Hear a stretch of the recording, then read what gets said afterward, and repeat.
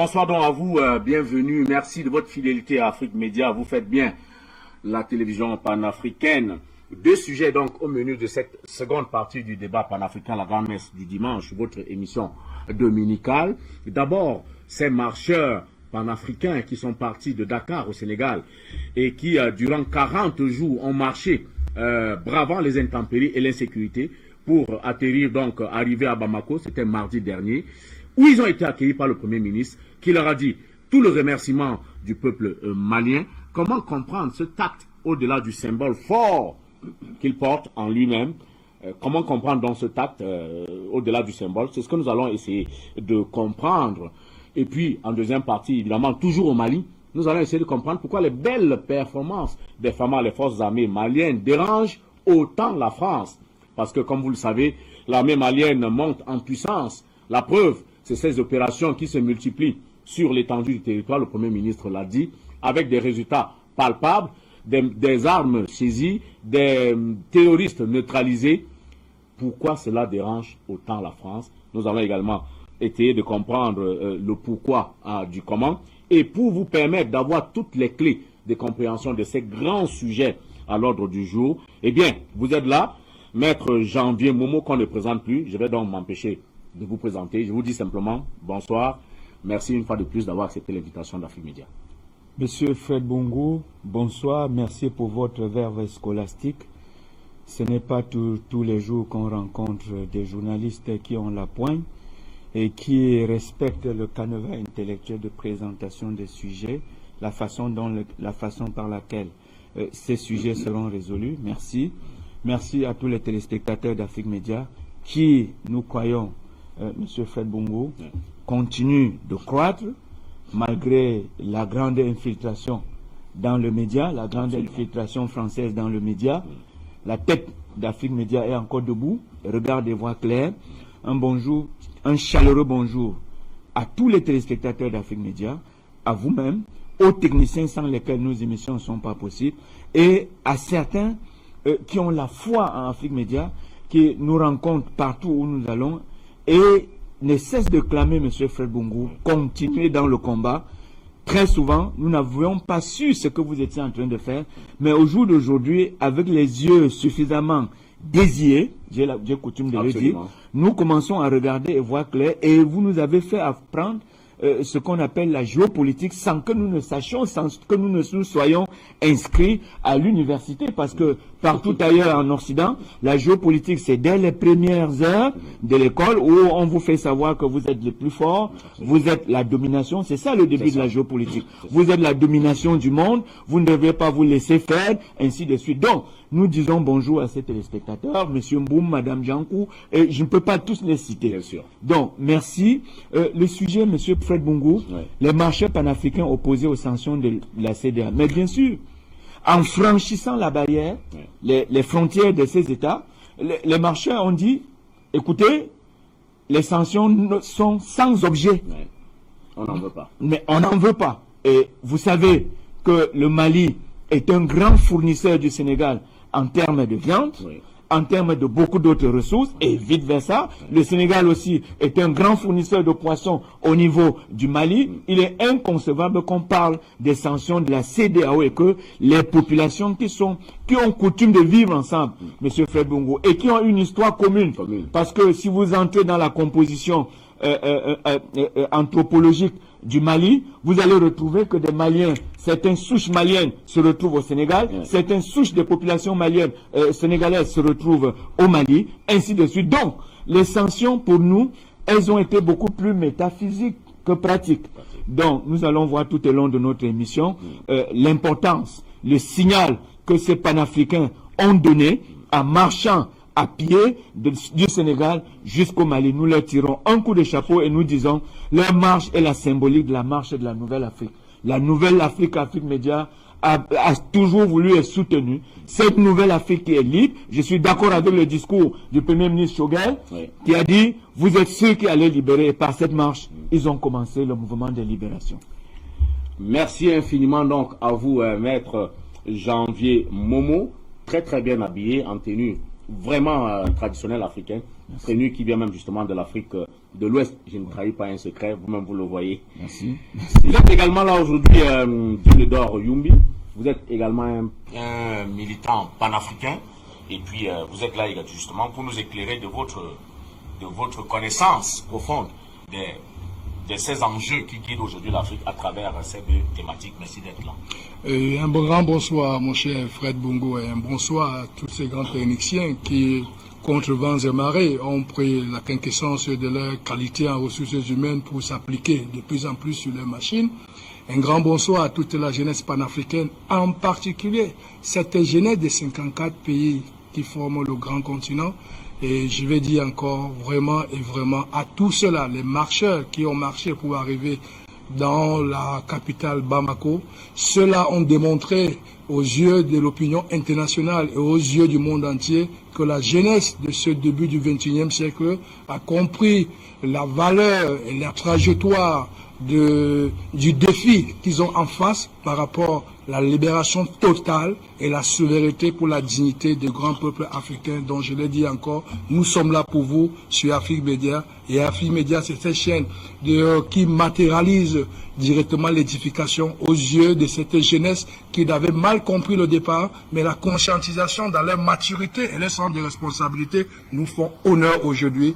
Je pense que le Premier ministre, M. Shogel, a bien fait d'être là pour valoriser le défi que nous sommes tous les jours pour dire à cette jeunesse, le Cameroun, pardon, un lapsus, le Cameroun c'est l'Afrique, le Mali c'est l'Afrique. Donc vous, jeunesse africaine, c'est vous qui allez libérer l'Afrique de demain et nous ne pouvons qu'être fiers, M. Fred Bongo. Eh bien, merci. Chers téléspectateurs, vous le savez, cette émission est également la vôtre. Vous avez la possibilité d'interagir avec nous, de nous appeler, de nous dire ce que vous pensez de cette thématique, mais aussi, pourquoi pas, des argumentaires déployés ici par nos panélistes. Je vous invite donc, lorsque le moment sera venu, à participer très fortement pour nous donner évidemment ce que vous pensez de cette situation. Mais pour commencer, Maître Janvier Momo, je voudrais d'abord que nous nous arrêtions pour une première partie sur l'acte. Avant d'en comprendre, avant d'en sonder les ressorts et surtout les significations pour les perspectives, arrêtons-nous sur l'acte. Départ le 16 février, et puis Dakar au Sénégal, oui. Arrivé le 29 mars, 40 jours. Oui. Ça rappelle un peu la Bible. Oui. Je ne veux pas qu'on rentre dedans, mais oui. 40 jours de marche avec les intempéries, l'insécurité. Oui. Qu'est-ce que les marcheurs panafricains ont voulu démontrer? Monsieur Febungu, premièrement, les marcheurs panafricains interpellent les Africains d'avoir conscience de ce qui se passe au Mali, en République du Mali. Le signal fort de ces marcheurs, c'est qu'au Mali, il y a un mouvement qui est engagé et ce mouvement a besoin du support et du soutien de tous les Africains, des Africains de tous les bords. Cette marche signifie la renaissance de la nouvelle Afrique, c'est-à-dire l'Afrique vieillissante, celle des collabos, celle des nègres de maison, celle des cinquièmes hommes. Cette Afrique-là doit disparaître. Et la nouvelle Afrique, qui est la symbolique du panafricanisme, c'est-à-dire une Afrique pour les Africains, construite par les Africains et dans l'intérêt des Africains. C'est le signal des marcheurs panafricains. Et autre chose, et surtout, il faut non seulement soutenir le mouvement de libération qui est engagé au Mali, mais M. Fred Bongo, il faut apporter l'expertise nécessaire à celle qui est déjà présente sur le sol malien. Vous savez, c'est la société civile malienne, à travers cette marche qui est célébrée. Et lorsque la société civile malienne est célébrée, c'est la société civile panafricaine qui est célébrée. C'est ceux qui ont pris le pouvoir, qui ont eu le courage et la jugeote de reprendre par un autre mouvement le pouvoir du peuple qui était en train d'être spolié entre les mains des cinquièmes hommes. La marche veut dire une erreur s'est produite, elle a été corrigée, nous sommes avec vous pour la continuité de la correction de cette erreur. Parce que l'actuel gouvernement du Mali est la symbolique de la nouvelle lutte de libération de l'Afrique. Monsieur Fred Bongo, beaucoup de luttes ont échoué, celle du Mali. Les marchés nous font savoir que celle du Mali n'a pas droit à l'échec. C'est la raison pour laquelle ils ont engagé le mouvement et il n'y a pas eu de décès en cours de route. C'est un signal fort. Ça ressemble à la longue marche de 1949 de Mao Tse-tung, qui aujourd'hui a réussi. C'est une marche qui a requinqué le moral des Chinois et les Chinois sont sur le toit du monde, que vous le vouliez ou pas. Ce n'est pas la guerre en Ukraine qui est la symbolique de la dédollarisation des échanges internationaux. C'est le fait que la Chine aujourd'hui est détentrice du plus grand pouvoir économique mondial, qui fait en sorte que le dollar, tôt ou tard, perdra sa force. Donc, comme la longue marche de Mao Tse-tung en 1949, les marcheurs du 16 février viennent de prouver une fois de plus que l'Afrique peut engager un mouvement et soutenir. Je pense que tous les noms de ces marcheurs seront inscrits au panthéon de la libération de l'Afrique. Pas seulement à Addis Abeba où se trouve le siège de l'organisation continentale. Je pense même que ce siège est en train de se déplacer sur le plan moral, sur le plan de la lutte d'Addis Abeba vers Bamako, vers le Mali.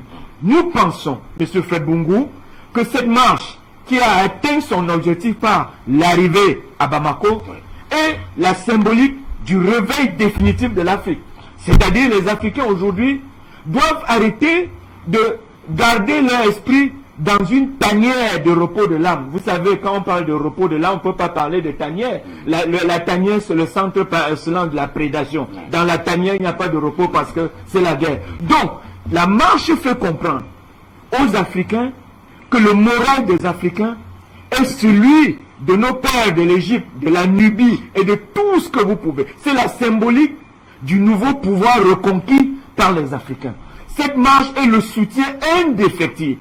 Je dis bien soutien indéfectible. C'est la marche du fagot de bois. Par cette marche, les Africains se constituent aujourd'hui en fagot de bois.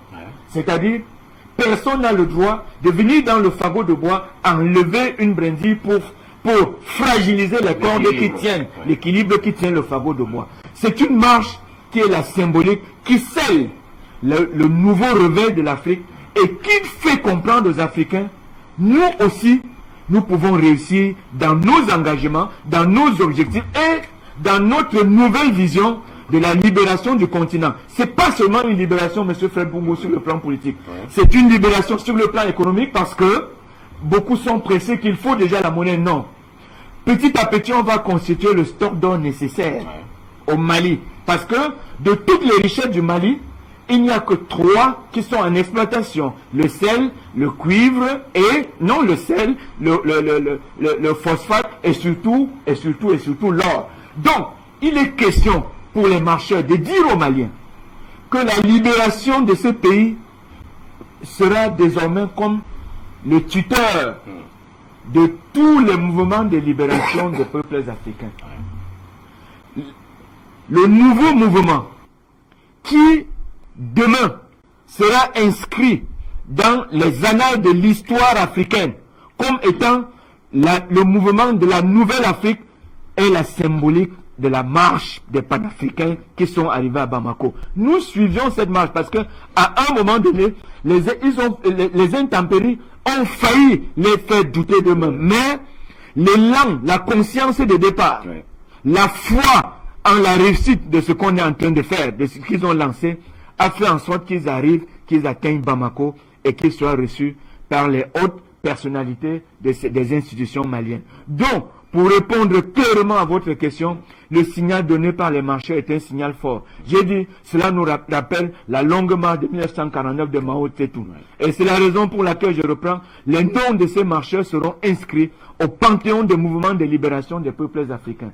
Nous croyons aux Africains et ils nous ont fait savoir, nous qui sommes ici du côté de la forêt, ils nous ont fait savoir que ce que nous parlons depuis 10-12 ans, M. Fred Bongo, est en train de subir l'applicabilité sur le terrain. C'est-à-dire, ce qu'ils ont fait, c'est l'application numérique des grandes théories de libération que vous, M. Fred Bongo, vous ne cessez de distiller à travers Afrique Média d'année en année et de journée en journée. Donc, nous pensons à un moment donné qu'il appartient aux Africains de saisir la signification profonde de cette marche, de l'incruster à nouveau dans nos cerveaux et d'engager des mouvements pareils dans presque tous les États. Une chose est sûre, M. Fred Bongo, l'arrivée à Bamako signifie la résurrection de Modibo Keïta Sénou. Vous savez ce que ces dignes ont pensé de l'Afrique, ce qu'ils pensaient du Soudan occidental qui était le Mali, ce qu'ils pensaient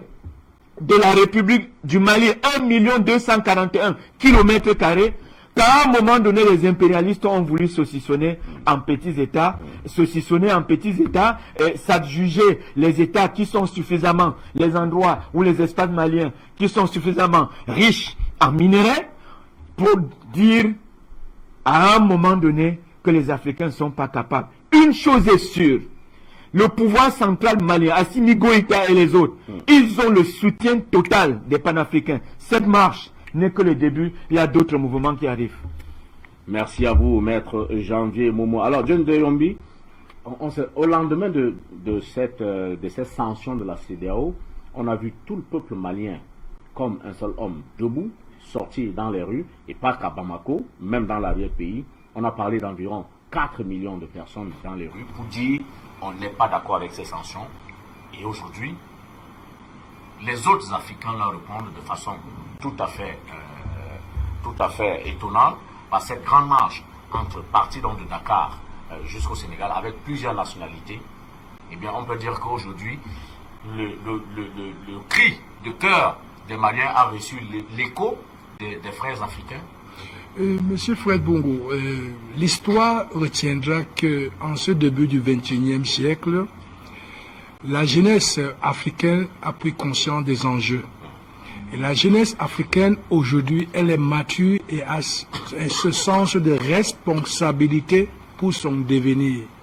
Nous ne sommes plus aux années coloniales, aux années de dictature, aux années de chicotte, aux années de l'impérialisme. Aujourd'hui, la nouvelle donne se présente aux yeux du monde entier que l'Afrique telle qu'elle est aujourd'hui, c'est cette Afrique que les colons sont venus détruire tout le système géopolitique et culturel et détruire par les hommes qui y vivaient. Et aujourd'hui, le XXIe siècle fait renaître cette jeunesse du passé qui revient sur l'emprise de vouloir récupérer ce bien qui est à elle. Et ce bien-là, aujourd'hui, on la retrouve maintenant dans les qualités de ressources humaines de cette jeunesse africaine.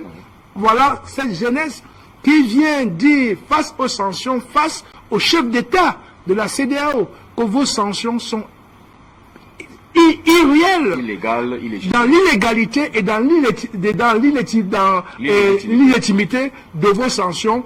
Vous n'avez pas pesé le sens de la responsabilité qui confère à toute la sous-région. Nous, peuple souverain, nous venons donc vers vous pour vous dire, dans vos accords de la CEDEAO, rien n'est inscrit à l'intérieur et nous ne pouvons pas donc accepter aujourd'hui que la décision vient de la France pour pouvoir nous dicter comment nous allons vivre et que vous allez obtempérer pour pouvoir faire souffrir des peuples. Aujourd'hui, nous, peuple jeunesse souveraine, nous avons le droit de vous dire non. Parce que nous sommes restés quelque part, nous, jeunesse, à subir, même par nos chefs d'État. Tout simplement parce que ces chefs d'État aussi, ils subissent. On se dit, nous avons un chef d'État sans savoir que ce chef d'État, il n'est qu'une marionnette. Aujourd'hui, la jeunesse panafricaine est en train de dire à tout chef d'État qui ne sera pas dorénavant panafricain pour pouvoir valoriser et prendre en compte l'intérêt général de l'Afrique, il ne pourra pas avoir les suffrages de ces Africains. Voici cette jeunesse, elle n'est pas seulement sénégalaise, elle est de toute la sous-région. Il y a les Ivoiriens, il y a les Burkinabés, il y a les Niger, un peu. C'est un mélange cosmopolite de cette valeur, de cette jeunesse qui vient aujourd'hui rappeler le bon sens à la CEDEAO qui est sous l'emprise de la France et quelque part interpeller directement la France de ce jeune dictateur Emmanuel Macron pour lui dire ça ne passera plus et ça ne passera plus comme ça en Afrique. Nous sommes prêts aujourd'hui, pacifiquement, comme vous avez vu, aujourd'hui, dans un mouvement où nous interpellons plutôt l'opinion internationale à aller faire valoir aujourd'hui notre décret de pas un degré de dire non à la France, mais de dire non à l'ingérence en Afrique, parce que la CEDEAO a pris que des décisions qui venaient de la France pour pouvoir faire effet et faire souffrir tout ce peuple de cette zone de l'Afrique de l'Ouest. Nous ne pouvons qu'aujourd'hui dire encore que la jeunesse est autour d'un réveil. Et cette marche-là démontre aujourd'hui le réveil de cette jeunesse qui dit aujourd'hui, c'est notre moment, c'est notre siècle, et ce siècle ne sera plus comme avant. Nous avons la responsabilité à nous aujourd'hui d'écrire, d'apporter notre contribution, car chaque siècle apporte des changements dans la géostratégie, surtout en politique. Il faut attendre un demi-siècle pour voir si le monde a changé. Il faut attendre un siècle pour voir les résultats de ce que vous avez pu faire pendant ce demi-siècle. Et nous savons bien que après plus de 60 ans d'indépendance, comme a dit cette indépendance que nous avons eue par procuration, on devient mature. Et ce sens de maturité, nous ne pouvons que nous dire merci, parce que quand Afrique Média s'est installée au Cameroun, en Guinée, quand nos patriarches ont accepté qu'une chaîne Afrique Média qui devait défendre les intérêts de l'Afrique sur le grand continent, beaucoup de jeunes n'avaient pas compris la quintessence de débat qu'il y en avait ici. Aujourd'hui, cette valeur a multiplié la conscience pour que les jeunes Africains puissent édifier finalement, fondamentalement, leur pensée pour leur avenir. Et aujourd'hui, la marche nous prouve finalement quelque part que le message est passé. Et tous les jeunes sont debout. Et dans cette marche, nous avons eu que la respectabilité, que les institutions maliennes sont sorties pour valoriser encore à tous les jeunes en Afrique que nous sommes avec vous. Comme vous êtes debout, ça veut dire nous n'avions plus peur. Parce que beaucoup de chefs d'État africains souvent veulent réagir, mais il n'y a pas la population, il n'y a pas la jeunesse. Mais aujourd'hui, une jeunesse qui prend le risque, sortir de partout, pour venir là, les soutenir, ça veut dire la lutte n'est plus malienne, la lutte elle est africaine aujourd'hui. Donc la prise de conscience de l'Afrique est debout et nous pouvons que nous en réjouir. Merci. Maître Momo, je voudrais revenir à vous rapidement avant que nous prenions cet élément qui va nous permettre aussi de camper. Finalement, on disait jusqu'ici, les contenteurs du panafricanisme qui se gaussaient, comme vous avez l'habitude de le dire, de vos discours ici, répétés ici, se disaient non, vous prêchez dans le désert, ce n'est pas un combat légitime. Mais aujourd'hui, quand on voit que ces jeunes Africains ont pris les risques que vous avez rappelés, les risques d'insécurité, d'intempéries et tout ça, je rappelle qu'ils ont marché à pied, plus de 1300 km quand même, en 40 jours. Est-ce que finalement, c'est le désir de porter ce message à ce que d'aucuns appellent le club des présidents? Est-ce que c'est le message d'unité de l'Afrique, c'est-à-dire, pour parler de la CEDEAO et rester peut-être là-bas, à l'appel de cette CEDEAO des peuples? Est-ce que c'est ça? Est-ce que pour vous, vous pensez que ce message va être compris par ceux à qui il est destiné? Et c'est une excellente question qui interpelle non seulement ce club dont vous faites allusion et qui existe effectivement et qui est dévoué à l'impérialisme, à la France et à tout l'Occident, mais aussi et surtout la symbolique de la marche dépasse le cadre de la CEDEAO, bien que ce soit effectué au sein de la CEDEAO. Absolument. C'est la raison pour laquelle, M. Fred Bungo, pour revenir à ce que vous disiez au départ, ce que vous disiez depuis plus d'une dizaine d'années, et que les gens croyaient à un moment donné que c'était une prédication dans le désert, a des répercussions au jour d'aujourd'hui. Quand vous parlez d'un média comme Afrique Média, mais il faut regarder la ligne et lire la ligne éditoriale. Combien sont les téléspectateurs qui ont déjà appelé pour demander qu'ils voudraient lire la ligne éditoriale? Ils n'en ont pas besoin parce que, au fil des jours, lorsque vous suivez des émissions, vous n'avez plus de raison, vous n'avez même plus envie de demander la ligne éditoriale qui apparaît à travers ce qui se dit, à travers ce qui se conçoit et à travers ce qu'on livre à la Nouvelle Afrique au jour le jour, quel que soit le moment dans la journée.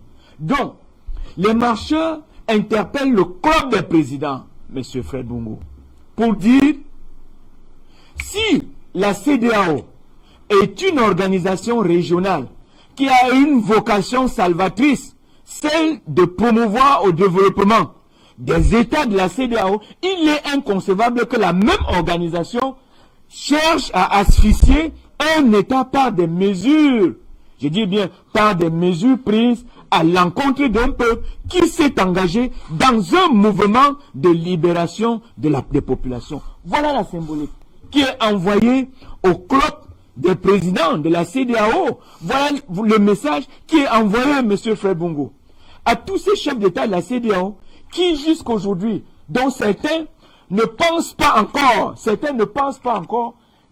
au développement, ne pensent pas encore à la véritable lutte de libération du joug colonial, parce que, il faut le dire, c'est le moment de le dire, avec la réussite de cette marche, nous sommes encore sous l'emprise de l'Occident.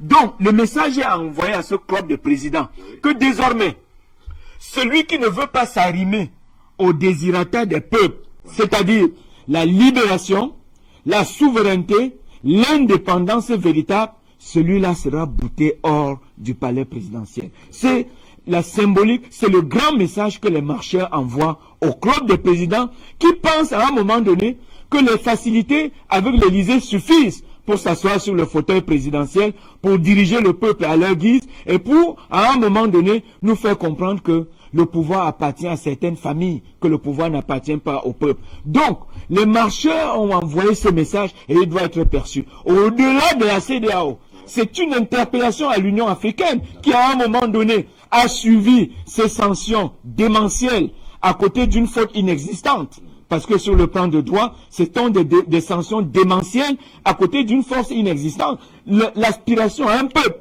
à la liberté ne peut pas s'analyser comme une faute. Ailleurs, cela a été applaudi, mais nous ne comprenons pas pourquoi en Afrique, cela doit s'analyser comme une faute, comme une erreur, comme une fredaine au développement de l'histoire d'un peuple. Donc, au-delà de la CEDEAO, c'est l'Union africaine qui est interpellée. Interpellée pourquoi? Parce que l'Union africaine jusqu'aujourd'hui continue à fausser les préalables de départ, c'est-à-dire la souche, la fondation de l'organisation. Elle, jusqu'aujourd'hui, elle se plaît à faire sienne les décisions prises par une organisation sous-régionale qui lui est soumise. On n'a pas compris comment l'Union africaine a gobé les sanctions de la CEDEAO. Et nous savons que ces sanctions étaient à tête chercheuse, qu'elles venaient des cellules africaines de l'Élysée, que l'Élysée a dit, prenez des sanctions. D'ailleurs, Macron, la dernière fois, il vous a dit, je vais appeler Nana Akufo-Addo pour que la pression continue d'être exercée sur le Mali. Alors, les marcheurs ont envoyé ce message à ce club de présidents qui pensent qu'il suffit d'être admis à l'Élysée pour pouvoir gouverner l'Afrique, pour pouvoir gouverner les peuples africains à leur guise. L'histoire, cette marche, c'est une marche historique qui prouve à suffire que le mental des Africains, ce n'est plus la mentalité de l'esclave vis-à-vis du maître. Nous cherchons, nous aussi aujourd'hui, à ce que la chèvre de M. Séguin ne rentre plus dans l'enclos, M. Fred Bungu. Nous sommes considérés comme vivant dans un enclos où la France définit le cadre, les États-Unis acceptent parce que, comme c'est le relais des États-Unis et vice-versa en Afrique, qu'elle définit la politique des États, nous maintient dans l'enclos, dans l'enclos où se trouve la chèvre de M. Séguin, pour que éternellement nous ne croyons pas à la liberté. Il faut qu'ils comprennent. La chèvre de M. Séguin est sortie de l'enclos pour ne plus revenir dans le même enclos. Merci, Maître Janvier Momo, pour cette analyse. Nous allons très rapidement retourner à la technique, prendre cet élément qui va nous permettre de nous rafraîchir un peu la mémoire sur cet grand événement, ce grand acte posé par les marcheurs panafricains qui, je vous le rappelle, sont en partie de Dakar au Sénégal pour Bamako au Mali, et ils ont donc marché à pied, ils ont parcouru 1632 km. La renaissance du panafricanisme tente à se frayer un couloir sur l'axe Dakar-Bamako, à la faveur d'un marathon à pied sur plus de 1300 km, s'il vous plaît. Les marcheurs panafricanistes à la rencontre du premier responsable de la transition malienne, son Excellence le colonel Assimi Goïta, président de la transition, chef de l'État. Ce jeudi 31 mars 2022, dans l'après-midi, la salle des banquets de Koulouba avait un air panafricain, car ayant servi de cadre pour la réception des marcheurs panafricanistes par le président Goïta. Composés d'hommes et de femmes, jeunes pour la plupart, ils ont parcouru Dakar-Bamako en 39 jours, soit 1362 km, pour afficher leur soutien indéfectible et sans faille aux autorités de la transition malienne suite aux sanctions inhumaines et injustes prises par la CEDEAO et l'UEMOA contre le Mali. Il convient de rappeler que cette marche vient également en appui au soutien populaire témoigné par les populations africaines en soutien au colonel Assimi Goïta et à son équipe de la transition dans la quête de la dignité et de la défense des intérêts du peuple malien. Cela aux premières heures des sanctions. Une initiative accueillie avec beaucoup d'estime par les plus hautes autorités de notre pays et la participation massive des présidents d'institutions et des membres du gouvernement à travers cette cérémonie en est la parfaite illustration. L'événement débuta par l'allocution du ministre des Affaires étrangères, son Excellence Abdoulaye Diop, assurant l'intérim de son homologue en charge de l'intégration africaine. Droit dans ses bottes, le ministre Diop a tout d'abord salué le courage, la bravoure des marcheurs et a exhorté par la même occasion les chefs d'État à s'inspirer de ces jeunes. Je voulais très humblement, au nom de mon collègue, vous souhaiter la bienvenue, saluer votre geste et souhaiter que ce geste puisse aussi être pris en charge par les dirigeants de la région qui n'ont déjà pas écouté l'appel de la Cour de justice de l'Union économique monétaire qui a relevé le caractère illégal de ce geste. Aujourd'hui, vous, peuple, vous êtes ici pour démontrer que cet acte est injuste, c'est inhumain.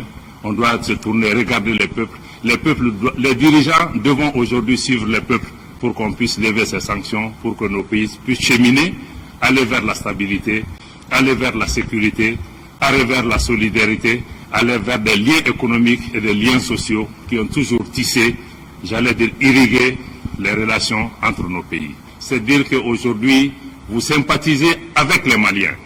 Et nous savons que ces sanctions, l'impact négatif sur notre pays n'est pas seulement que sur les populations maliennes, mais c'est aussi sur les populations sénégalaises. Nous le vivons. Mais aussi, votre geste, c'est pour dire que ces sanctions ne constituent pas une solution. Prenons la parole au nom de son Excellence le colonel Assimi Goïta, grand maître des ordres nationaux. Le grand chancelier des ordres nationaux a annoncé que le chef de l'État a décidé à titre exceptionnel de faire de ces jeunes marcheurs des citoyens d'honneur du Mali toute une symbolique. Jeunes marcheurs, vous êtes la lignée de ces héros, de la résistance à la colonisation, de ces bâtisseurs d'empire, de ces unificateurs de peuples. Vous êtes les dignes descendants de ceux qui ont mis sur les fonds baptismaux la Fédération du Mali. Le grand maître des ordres nationaux du Mali, son Excellence, le colonel Assimi Goïta, président de la transition, en reconnaissance de votre engagement panafricain, de votre foi en un avenir meilleur pour notre sous-région et pour l'Afrique, de votre empathie et de votre commisération pour vos frères et sœurs du Mali, a décidé, à titre exceptionnel, de vous faire citoyen d'honneur de la République du Mali.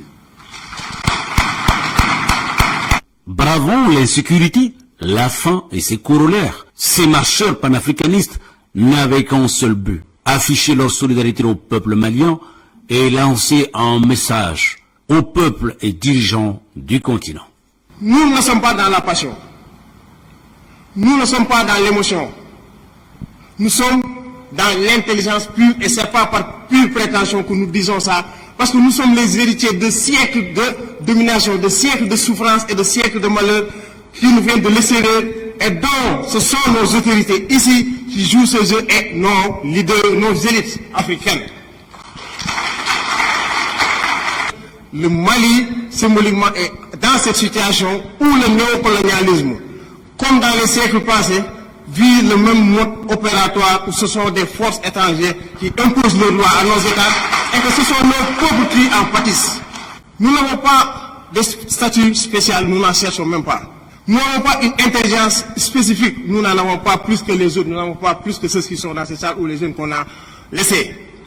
Mais la chance que nous avons, Dieu choisit qui il veut et le met à la place qu'il veut. Tout ce que nous faisons notre référence, c'est la foi, c'est la puissance divine. Et si nous voyons que depuis des années, le Mali résiste et qu'aucun État africain n'est solidaire humainement à notre peuple, parce que c'est le peuple africain du Mali. Nous ne sommes pas des Sénégalais. Nous sommes des Africains, nous sommes des panafricains. Il y a des Africains du Sénégal, il y a des Africains du Congo, il y a des Africains de la Guinée, il y a des Africains du Mali. Nous ne faisons jamais de différence. Et quitte à tout perdre, nous ne faisons jamais de différence, puisque aujourd'hui, le symbole le plus fort qu'on voit, c'est ce régime que vous représentez aujourd'hui. Et vous m'excusez de vous dire comme ça. Le moins qu'on puisse dire, c'est que le panafricanisme régnait dans le cœur des Africains. Le train de l'unité des peuples est en train de largement dépasser celui des dirigeants. Et ces marcheurs panafricanistes comptent bien en être le porte-flambeau. Une leçon à suivre par nos organisations sous-régionales, voire continentales, qui doivent mieux évaluer la situation des pays avant de se lancer dans des mesures et sanctions qui n'affaiblissent que ces peuples. Les autorités maliennes peuvent désormais compter sur le soutien de la jeunesse africaine qui se reconnaissent entièrement dans leur combat. Voilà, merci donc à la technique, à la réaction pour ce bel élément qui nous replonge effectivement dans cette actualité importante. Je vous accueille également, patient parfait d'homme, qui vous avait rejoint sur ce plateau. Bonsoir, merci d'être là. Bonsoir Fred, bonsoir à mes amis du panel, bonsoir à nos nombreux téléspectateurs à travers le monde, à nos valeureux techniciens, à qui je dis bonsoir appuyé. Vraiment, c'est quelque chose de fantastique que je viens de voir. Merci pour cette invitation. Mais vous n'avez pas l'habitude d'être souvent en retard, mais on comprend, vous avez plutôt des petites difficultés à traverser ce doigt-là. Allons dans le vif du sujet. Oui, j'ai été endeuillé ces derniers temps, c'est vrai. Ouais. Bon, l'essentiel, c'est que je sois là et que nous puissions. Voilà. Alors, nous venons de suivre cet élément ensemble. 1362 km bravés donc par ces jeunes Africains de plusieurs nationalités, comme vous l'avez suivi dans ce message. C'est un écho, vous diriez, c'est un écho retentissant au combat, à l'appel du peuple malien qui demande aux Africains de se lever. Je pense qu'il faut commencer par féliciter cette jeunesse africaine. Il faut féliciter cette jeunesse africaine, d'autant plus que de 20 mots, comme certains qualifiaient nos attitudes sur les différents plateaux d'Afrique Média, ça fait plus d'une décennie, où nous étions un peu considérés comme cette espèce de voix qui crie dans le désert. On voit que de plus en plus, ces paroles prennent corps par des actes concrets, que ce soit au niveau des leaders sur le plan institutionnel, mais que ces paroles, cette demande, cette requête, ce cri prennent évidemment corps au sein du cœur des Africains, surtout de la jeunesse africaine aujourd'hui. Vous voyez, Fred, si cet événement s'était passé sous d'autres cieux, hors de notre continent, il l'aurait fait l'élément majeur de l'actualité pendant des mois, pour montrer le patriotisme des autres. Mais hormis Afrique Média et quelques relais dans les réseaux sociaux, quels sont les médias majeurs en Afrique qui ont parlé de cet espoir, de cette détermination? C'est ça aussi la faiblesse de notre continent. Ne pas valoriser les actes forts que pose au quotidien notre jeunesse. Ne pas soutenir les institutions, les médias alternatifs, les individus qui ont tout sacrifié pour faire renaître le combat de Kwame Nkrumah et de ses amis.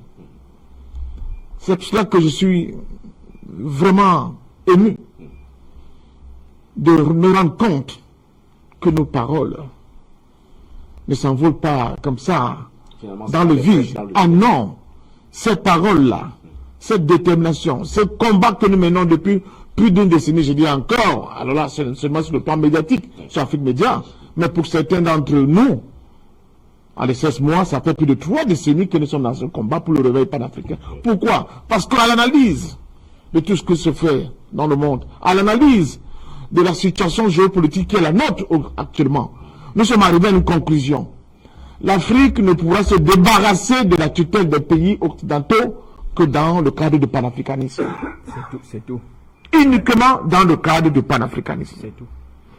Et quand l'un de nous est frappé, quand on tente de nous ravaler au rang des bêtes, quand on tente de nous recoloniser, et qu'on voit la détermination, la fougue de cette jeunesse qui dit non à travers plus de 1000 km de marche, cela devait non seulement interpeller plus d'un, mais cela devait faire l'objet d'une grande publicité à travers notre continent pour dire à notre jeunesse, c'est vrai, il est difficile, nous vivons dans des conditions de misère, de difficulté, mais notre foi inébranlable dans l'objectif que nous sommes fixés, à savoir faire de l'Afrique un pays uni, un continent dans un pays uni, je crois que c'est quelque chose d'exceptionnel. Et ces jeunes ont dit quelque chose de fondamental.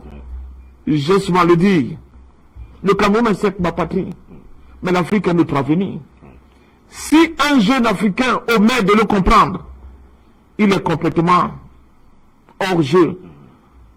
Aujourd'hui, les événements à travers le monde nous montrent qu'il n'y a que les blocs forts, les blocs soudés.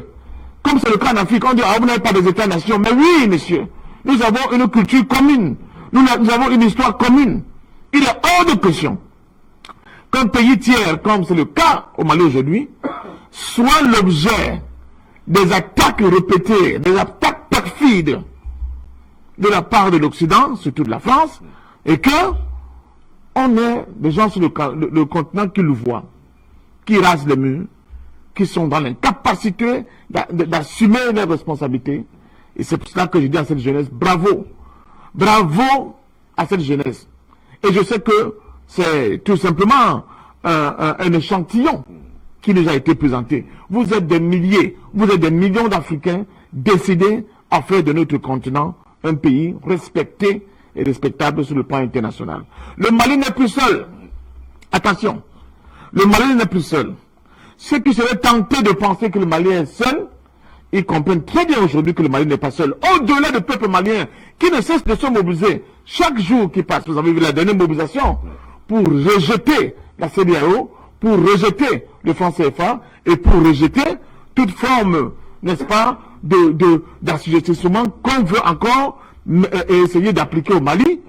Le Mali n'est pas seul parce que partout les rues des pays africains, de Dakar pratiquement au Cap, parcourir les rues de capitales africaines, de Yaoundé pratiquement à Nairobi, je ne sais pas. Écoutez la jeunesse parler. Et là, ces mots-là maintenant, cette requête est adressée à nos dirigeants.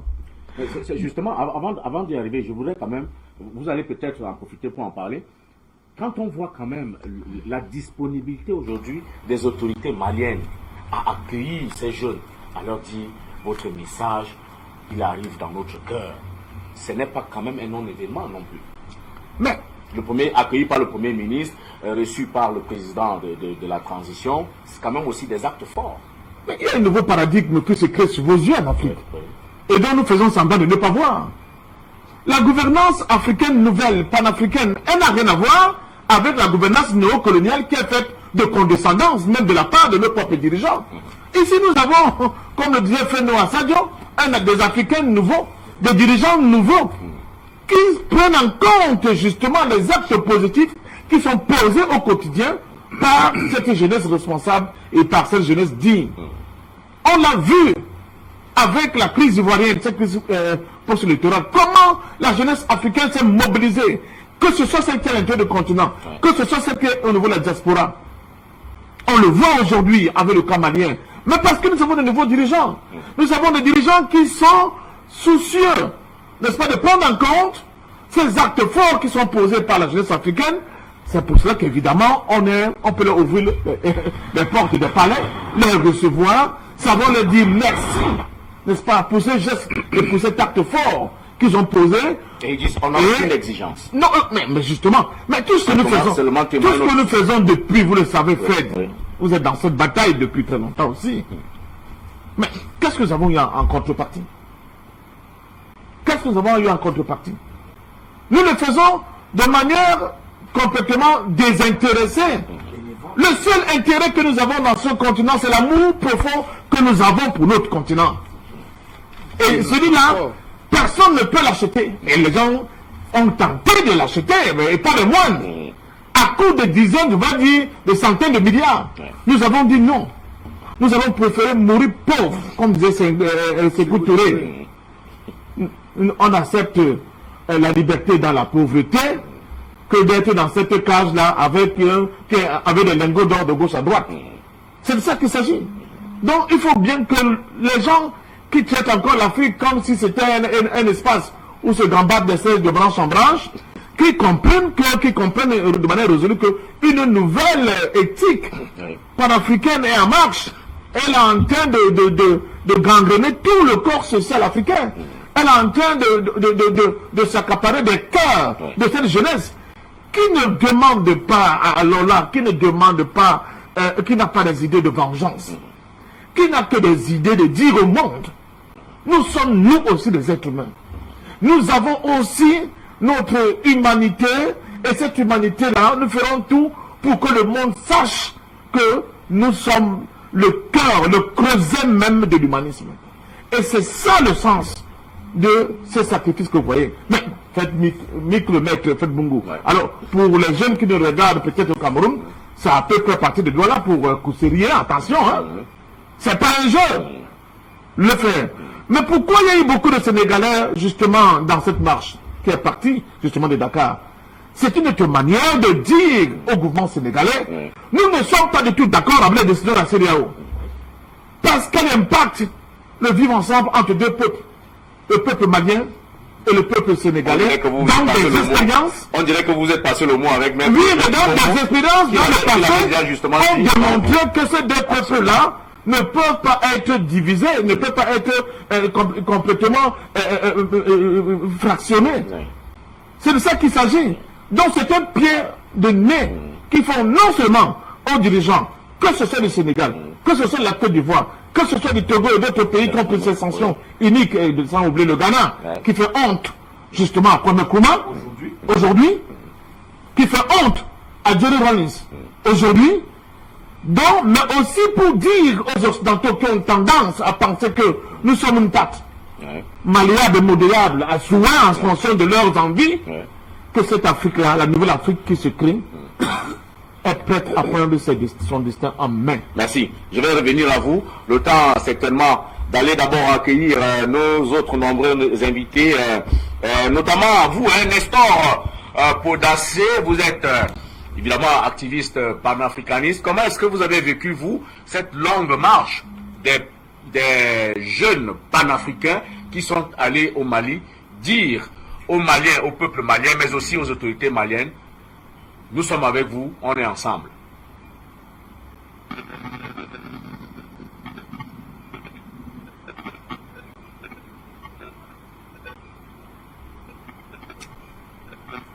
Avec nos invités, nos panélistes sur Zoom, Nestor Podassé, manifestement n'est pas avec nous. Peut-être Issa Diawara, bonsoir. Comment est-ce que vous avez accueilli, vous, cette longue marche des jeunes panafricains qui sont partis de Dakar pour Bamako, qui ont parcouru 1362 km en 40 jours pour aller témoigner de leur soutien, de leur solidarité, non seulement au peuple malien, mais également aux autorités maliennes? Bonsoir à tous les panélistes, bonsoir à vous sur le plateau. Malheureusement, c'est trop compliqué avec Zoom pour l'instant. Nous n'avons pas encore la bonne qualité du son et de l'image. Je vais revenir à vous, Issa Diawara. Nestor Podacé, peut-être que avec vous cette fois-ci sera la bonne. Comment est-ce que vous avez vécu, vous, cette longue marche des jeunes panafricains qui sont partis de Dakar pour Bamako, 1362 km, pour témoigner de leur solidarité, leur soutien au peuple malien et surtout avec les autorités de ce pays-là?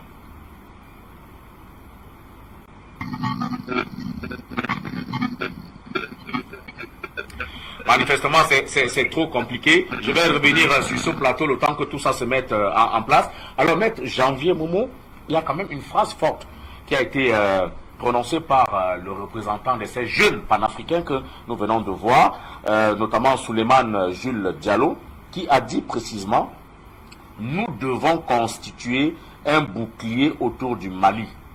Si le Mali tombe, c'est toute l'Afrique qui tombe.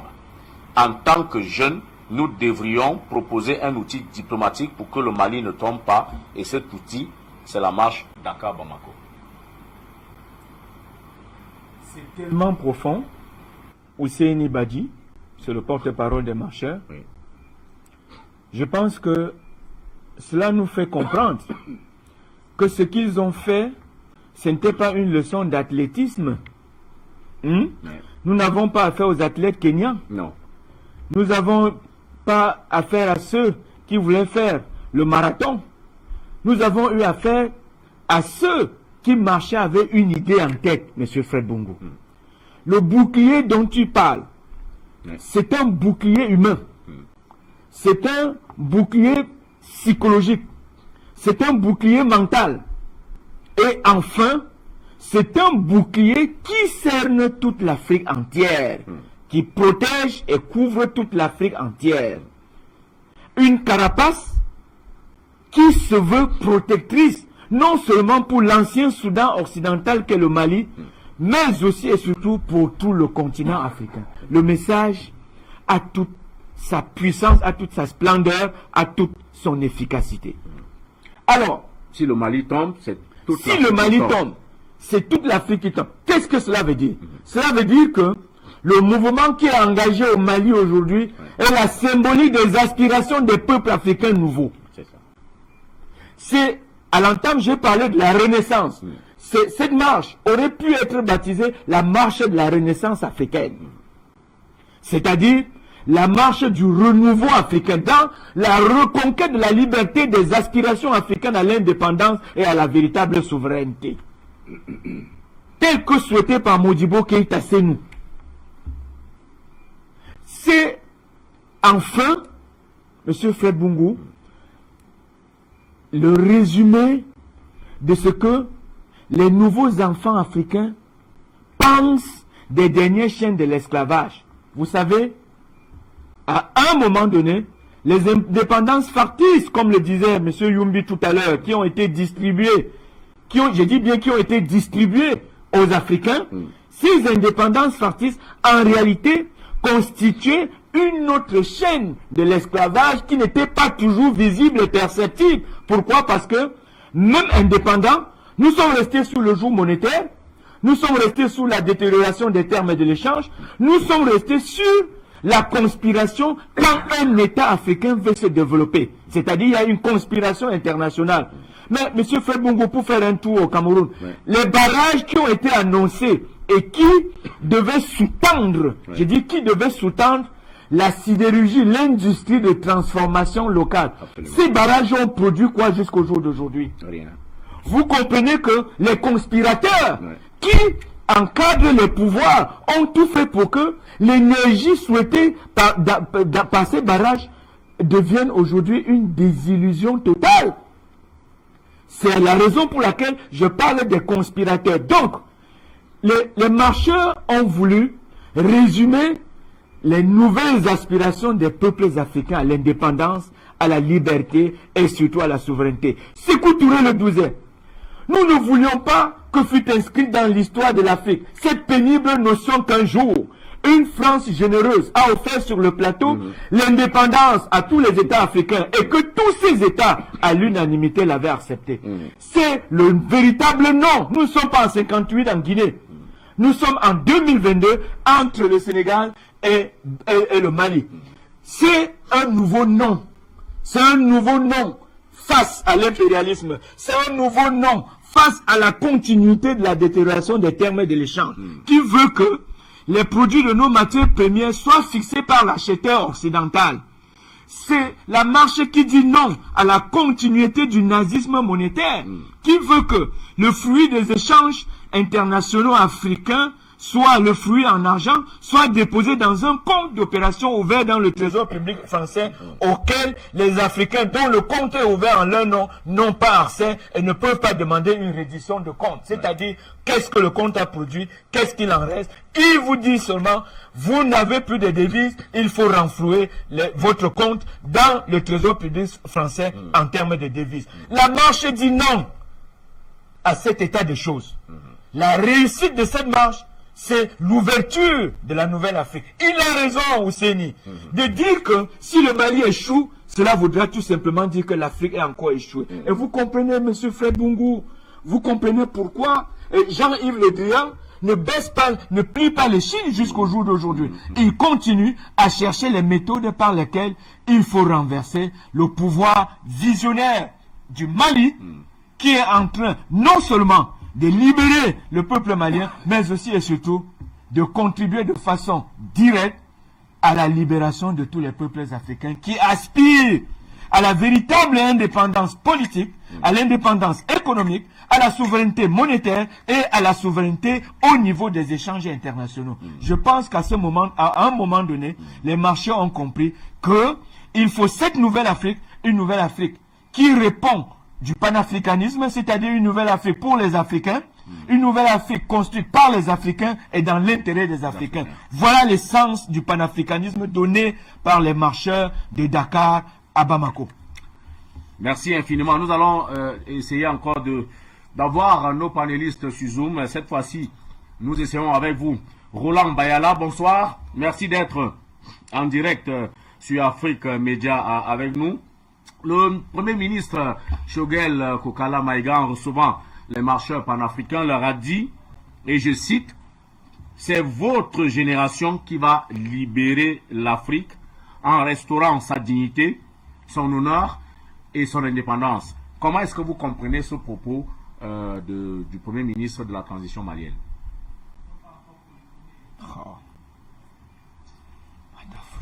Décidément, ce n'est pas très facile aujourd'hui, mais Dieudonné Yumbi, vous avez suivi également cet élément avec nous et surtout cette sortie du Premier ministre malien. Visiblement, il dit compter sur la jeunesse africaine pour remporter les défis, non seulement d'aujourd'hui, mais les défis de demain, notamment pour ce qui concerne le Mali, mais de façon générale pour toute l'Afrique. Oui, monsieur Fred Bungu, quand le Premier ministre malien le dit, c'est parce qu'il a déjà vu l'exemple que c'est la jeunesse malienne qui les a portés au pouvoir. Et la jeunesse malienne, il voudrait bien que ça soit contaminé partout en Afrique. Et aujourd'hui, le bel exemple que la jeunesse malienne a prouvé aux yeux du grand continent a boosté toute la jeunesse. La preuve, nous avons ces marcheurs qui viennent de tous les pays et de la sous-région. Et partout, si d'autres n'ont pas pu être, c'est parce qu'ils sont peut-être très loin pour faire 3 000 à 4 000 km à pied. Voilà. Ce qui veut dire la conviction de cette jeunesse vient donner la résistance de la pensée et du souhait du Premier ministre M. Choguel. Aujourd'hui, c'est cette même conviction que de la jeunesse aujourd'hui aspire tout simplement parce que nous sommes fatigués de pouvoir vivre en dessous de nos moyens. Pourtant, nous avons toutes ces capacités à mieux vivre, à mieux penser à un avenir meilleur et à avoir de l'espoir pour les générations futures. Aujourd'hui, cette jeunesse vient quelque part se retrouver comme si c'était je suis dans un autre bout, vous êtes dans un autre bout. C'est comme M. Poutine est en train de faire. Il est en train de donner cette résurrection, est en train de donner espoir au grand continent africain. Et ça tombe au même moment que la prise de conscience des enjeux géostratégiques, géoéconomiques, géofinanciers. La jeunesse en a pris cette conscience. Et aujourd'hui, ça vient tout simplement nous galvaniser. Et nous sommes prêts. Et Poutine n'a que demandé ça à l'Afrique pour dire ce que je suis en train de faire en Ukraine et ce que mes convictions stratège, d'homme politique, d'homme de paix, d'homme de vie, c'est vouloir que demain, vous les Africains, que quelque part vous puissiez bénéficier de tout ce désordre que les Occidentaux vous ont aliéné depuis près de 300 ans aujourd'hui, qu'aujourd'hui vous pouviez sortir vainqueurs. Aujourd'hui, cette jeunesse, nous sommes en train de démontrer que nous sommes des vainqueurs et nous sommes déjà arrivés où il fallait déjà, parce que qui aurait imaginé il y a 2 siècles que les Africains, les jeunesses à l'époque, pouvaient se lever le matin, et tous ceux qui ont levé la tête, nous savons comment ils sont partis. Mais aujourd'hui, nous parvenons à nous lever, à marcher pendant 1300 km dans les eaux, dans la forêt, où il y a des djihadistes qui sont dissimulés partout. Vous savez qu'il y a des djihadistes panafricains aussi, mon cher Fred Bongo. Parce qu'on ne peut pas seulement dire souvent ces djihadistes, parce que vous avez beaucoup de djihadistes aujourd'hui qui demandent à retourner au village parce qu'ils étaient embarqués dans un chemin qu'on ne connaissait pas, tout simplement parce qu'ils étaient sur les joutes du formateur qui était le colon. Aujourd'hui, on a voulu tout simplement diaboliser toute la jeunesse africaine pour pouvoir bien encore l'assimiler, mais c'est cette jeunesse-là aujourd'hui qui a dit non. Les enjeux politiques, les enjeux sécuritaires, les enjeux financiers, les enjeux culturels sont nos défis pour demain, et le plus important, c'est l'enjeu de la souveraineté pour notre dignité qui donne la possibilité que cette jeunesse se retrouve de partout, et nous profitons toujours, chaque fois que nous sommes sur Afrique Média, que nous avons l'occasion de tout simplement dire à ces jeunes, multipliez-vous, sortez, libérez-vous. Vous êtes aujourd'hui nous sommes aujourd'hui face à l'écriture moderne de notre histoire. Ce n'est pas un Nkrumah qui va se lever le matin, qui va se lever dans sa tombe pour venir libérer l'Afrique. Ce n'est pas Modibo Keïta qui viendra libérer l'Afrique, mais c'est nous, ils ont montré la voie, et cette voie, c'est à nous aujourd'hui, c'est notre génération aujourd'hui qui devions lancer ce grand défi, et peut-être nous allons même finir ce défi, parce que moi je parie et je suis très optimiste sur ça, que la fin de cette crise qui se passe en Russie, qui est en train de changer tout le monde entier, aujourd'hui, cette vision partant de là, l'Afrique pourra dire décidément aux Occidentaux, en particulier la France, parce que la France en a fait main basse sur l'Afrique, elle ne veut que personne rentre en Afrique. Nous pensons qu'au fur et à mesure que nous allons dire carrément à la France, nous ne voulons plus de vous, et dans toutes les chancelleries où je demande encore une marche pacifique, devant toutes les chancelleries françaises partout en Afrique, pas pour casser les ambassades, mais pour justement réclamer le départ de toutes les forces militaires sur le sol africain. Nous pensons qu'en ce moment, comme le disait encore mon copain ici, nous ne sommes pas prêts à changer, à battre monnaie aujourd'hui, parce que nous faut une cargaison d'or pour être prêts à battre cette monnaie. Mais il faut sortir d'abord l'insécurité. Parce que tant qu'il y a l'insécurité, nous ne pouvons pas nous organiser. Donc aujourd'hui, ces jeunesses qui s'organisent déjà à marcher, à venir au Mali, est en train de donner la quintessence de tout ce que nous faisons ici, et qu'ils ont pris la conscience, et cette prise de conscience, c'est une mobilisation qui est lancée, et comme elle est lancée, la France n'aura que les yeux pour regretter qu'elle a sous-estimé le sens de responsabilité, la maturité des Africains en ce début du XXIe siècle. Et nous ne sommes que heureux parce que, comme on dit souvent, quand on dit souvent ici chez Douane d'Afrique, l'erreur Fomutuku Nadame Fondos. Comme ils ont fait l'erreur de nous sous-estimer, ça nous a donné qu'un boulevard, et que nous sommes passés, et comme nous sommes passés, personne ne pourra plus nous attraper. Car M. Poutine est en train de nous montrer le chemin, de nous montrer la détermination, comment nous devions faire pour pouvoir nous en sortir. Et nous avons appris déjà cette conviction, personne ne peut plus l'arracher, et c'est bon pour qu'aujourd'hui l'Afrique et les Africains et les Africaines que je soutiens aujourd'hui, parce que dans ce combat aujourd'hui, vous voyez que dans cette marche, il y a des femmes. Donc ce qui veut dire, c'est il y a une symbiose entre la jeunesse et... Vous voulez les exclure, les femmes? Non, parce que non, souvent, on a l'air de dire que ce sont des hommes. Mais aujourd'hui, la lutte, elle est féministe. Plus même, parce que quand ce que femme veut, Dieu le veut. Aujourd'hui, les hommes prennent le devant. Voici les femmes qui sont là partout. Ça veut dire que la jeunesse africaine, aujourd'hui, elle est debout, rien ne peut l'arrêter, sauf les chefs d'État qui sont là, qui doivent savoir nous accompagner aujourd'hui parce que les élections qu'ils proclament chaque fois ne seront plus pareilles parce que nous avons besoin de chefs d'État panafricains. Merci. Ce que femme veut, Dieu le veut, peut-être patient, parfait, Ndom aussi. Mais en tout cas, ces jeunes ont fait preuve de beaucoup de courage. On l'a pas suffisamment dit. Mais au-delà du symbole, de la symbolique de cette marche, il y a aussi quand même une vision géopolitique et donc panafricaine adossée à cette marche, puisque, et comme l'a dit le porte-parole des marcheurs, il a dit « Nos convictions sont adossées aux idées de Cheikh Anta Diop ». Justement en appelant, par exemple, les autorités maliennes à intégrer l'œuvre de l'anthropologue sénégalais dans le programme d'enseignement fondamental. C'est aussi une voie à suivre pour, dans le cadre de cette révolution culturelle et politique. Évidemment, je pense que quand on parle de panafricanisme, on a quand même des référentiels. Oui. En termes d'intellectuels, en termes de penseurs, en termes de politique, nous les avons. Et Cheikh Anta Diop fait partie de ce vivrier dans lequel nous devons nous ressourcer de manière permanente pour mieux analyser, n'est-ce pas, la société qui est en perpétuel mouvement avec des dynamiques souvent qui tendent à nous échapper parce que eux, ils ont posé les fondamentaux de la réflexion dans des domaines bien précis.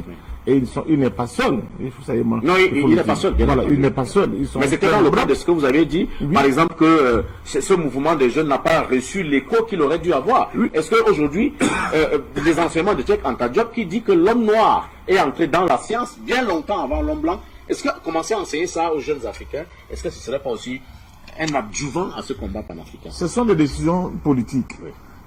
Nous sommes bloqués depuis, si on peut le dire comme ça, nous allons à pas de tortue depuis un certain temps, parce qu'il y a des politiques qui ne suivent pas, qui eux-mêmes ont des pesanteurs, qui les empêchent d'aller de l'avant. Ça peut être leur passé, ça peut être la manière dont ils sont arrivés au pouvoir, ça peut être même l'idéologie qu'ils ont épousée. Il y a d'autres qui pensent que dans ce monde, on ne peut pas se libérer si on n'est pas sous le joug, n'est-ce pas, d'une philosophie néolibérale occidentale, etc., etc. Mais les femmes, tout à l'heure, mon ami Yumbi parlait des femmes, mais les femmes ont toujours été dans les batailles panafricaines. Toujours. Elles ont toujours été, et même souvent, elles ont eu des postes de premier plan. Ne l'oublions pas, même dans l'Afrique ancienne, quand on parle des Amazones, je prends ce cas-là, n'est-ce pas, de Rob Béhanzin, ce n'était pas des gens qui étaient à l'arrière, c'est elles qui affrontaient l'ennemi en premier. Alors, et ça, c'est une vérité. Il n'y a pas de révolution authentique nulle part au monde sans la participation des femmes. C'est le degré de la participation des femmes dans une révolution qui va présager de l'issue de la bataille finale. Plus les femmes sont en retrait dans une lutte, moins celle-là a des chances de pouvoir prospérer. Et je crois que la bataille panafricaine aujourd'hui prend de l'ampleur parce que les femmes ne se sont pas mis en marche, elles ont pris le devant. Même si votre propre plateau, quand vous avez vos appelants, les Madame Cissé, tout ce monde-là, c'est quoi? C'est toute cette armée de femmes à la suite, n'est-ce pas, de braves femmes maliennes que nous avons vues. Parce que Aminata Fofana, à qui je salue d'ailleurs, elle est arrivée, mais avant, il y avait même dans ces dernières années une brave femme au Mali qui a vraiment donné le coup de... Pendant le mouvement intermondialiste, elle a même été interdit de pouvoir entrer en France, etc., etc., ça m'a été Traoré. Donc les femmes ont toujours été là. Il y a eu des arrêtés, plein de femmes qui se sont battues, n'est-ce pas, les princesses de Bana, etc., etc. Les arrêtés à Blawa, les Kumpa Vita, les femmes ont toujours été là. L'autre question, c'est la question de pouvoir battre monnaie. Ça aussi, c'est une question, on n'a pas une cargaison d'or suffisant, mais non. Mais ils sont prompts à acheter notre pétrole par anticipation. Alors, qui va lésigner sur le moyen s'ils ne sont prêts à le vendre notre or par anticipation. Donc nous avons ces réserves-là. Elles nous permettent de battre monnaie tout de suite et maintenant. C'est une question de volonté politique, je continue de le dire. Et c'est pour cela que la symbolique de cette jeunesse est extrêmement importante. Qu'est-ce qu'elle dit? Elle dit aux décideurs de notre continent, le problème, ce n'est pas la jeunesse. Le problème, c'est votre manque de courage politique. Chaque fois que nous serons face à des décideurs de moment, à des exécutifs, a des prééminences institutionnelles et diplomatiques qui vont prendre le sens du panafricanisme. Ils peuvent être sûrs d'une chose: ils auront l'appui et le soutien de la jeunesse panafricaine. C'est une vérité, on l'a vu en Côte d'Ivoire. Qu'est-ce qui peut expliquer que presque toute la jeunesse panafricaine soit venue, soit acquis aux idées du président Laurent Gbagbo? Parce qu'on a vu l'homme à l'œuvre et on a compris que cet homme-là qui était à l'œuvre a été dans le sens, n'est-ce pas, de permettre justement que cette Afrique qui vit encore malheureusement avec les chaînes qui nous sont au niveau des mains, des pieds, mais aussi de notre tête, que tout cela puisse exploser et permettre à l'Afrique justement de s'envoler par la libération du génie africain. C'est de ça qu'il s'agit. Et je pense qu'aujourd'hui, il y a beaucoup de choses qui se font et qui vont se faire dans les jours à venir. C'est pour cela que l'acte majeur qu'a posé cette jeunesse est énorme. Vous vous souvenez, la Chine dont on parle, mais il y a aussi la grande marche, n'est-ce pas, de Mao, ne l'oubliez pas. Bon, ce n'est pas facile. Comment on nous l'a rappelé. Ah oui, on parle des marcheurs. Les marcheurs aussi, au-delà du fait qu'ils marchent, mais tout le long du parcours, ils sensibilisent les populations, ils éduquent les populations, et ils nous éduquent même à distance, ils nous sensibilisent même à distance. Leur souffrance, leur détermination, leur sueur, n'est-ce pas, tout le long de ces centaines, de ces milliers de kilomètres, c'est pour nous dire, nous sommes, comme les gens disent, prêts à prendre notre part de responsabilité. Si c'est ça leur chemin de Damas, ils l'ont fait. Donc je pense sincèrement que l'Afrique est en train de crier un nouveau paradigme. L'Afrique le crie d'abord. Elle aurait le soutien des pays amis, des peuples amis qui vont l'aider. Mais le déterminant dans cette bataille-là, elle sera d'abord africaine. Ça va d'abord dépendre de notre propre volonté d'aller de l'avant. Si nous avons des amis russes qui ont pu venir, que ce soit en Centrafrique, en République centrafricaine ou bien au Mali, c'est d'abord parce que ils ont trouvé qu'il y avait une détermination endogène qui était prête à prendre ses responsabilités. Et là où il y aura ces responsabilités, je peux vous dire, au-delà même de la Russie, il y aura toujours des peuples à travers le monde qui seront prêts à venir prêter main forte à notre continent, à notre peuple, parce que humainement, Fred Bungu, humainement, aucun homme doté de bon sens n'accepte l'injustice. Et l'injustice pour l'homme noir, l'injustice pour l'Africain n'a que trop duré. 5 siècles d'esclavage. Pendant 5 siècles, ces gens nous ont vendus comme on vend des chèvres au marché. 5 siècles, il faut bien que notre jeunesse compte. Un siècle, ça fait 100 ans.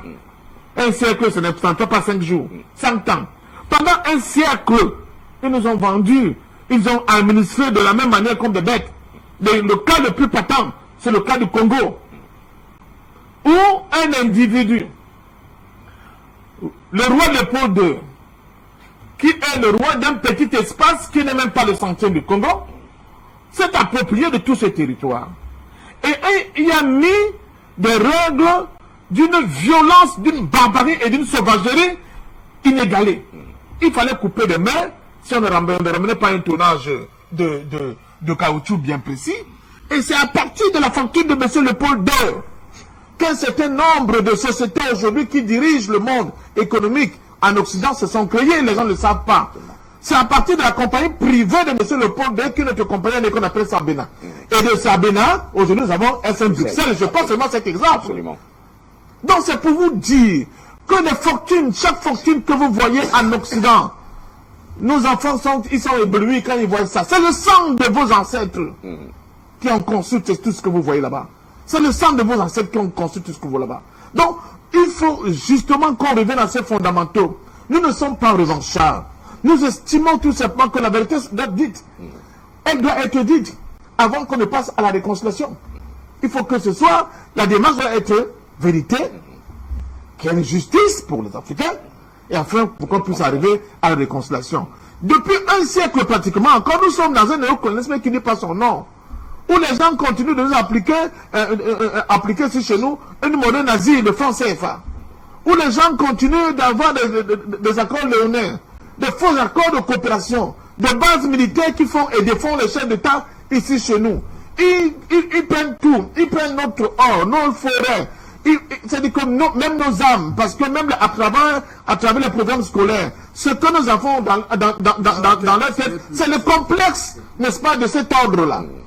Donc il faut qu'on essaie de détricoter tout cela intellectuellement, et de casser complètement cette superstructure qui me permet par l'Afrique de pouvoir compter sur lui-même, d'être fier de lui-même et de penser qu'il peut aller de l'avant. Et nous avons aujourd'hui des conditions idoines, des conditions, j'allais dire, presque qui favorisent cette possibilité-là. À nous de la saisir, que de continuer de louvoyer, de raser les murs, de raconter les histoires de Papa Madi, de jouer les chiens couchants de l'impérialisme. Cet âge-là est complètement révolu. Il faut que les gens sachent que le monde a changé.